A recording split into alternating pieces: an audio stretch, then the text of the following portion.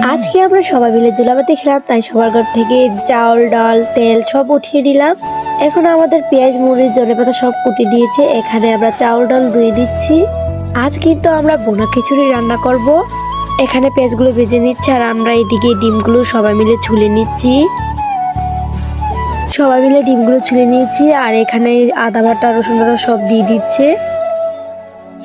হলুদের গুঁড়া মরিচের গুঁড়া যা যা লাগে তা দিয়ে দিয়েছে আর সামান্য পরিমাণ কিছুটা পানিও দিয়েছে।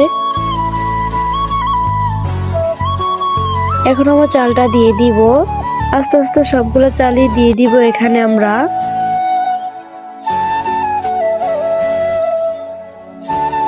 পরিমাণ মতন আমরা গরম পানি অ্যাড করেছি। এখন এটা ঢাকনা দিয়ে গুঁড়ে দিব। আর দেখো আমাদের বোনা খিচুড়ি হয়ে গেছে, কিন্তু হালকা দমে দিতে হবে, তাই বেরেস্তা ধনেপাতা দিয়ে দমে দিয়ে দিল। আর দেখো কি সুন্দর হয়েছে আমাদের বোনা খিচুড়িটা। এখন সবাইকে এক এক করে প্লেটে দিয়ে দিল বেড়ে।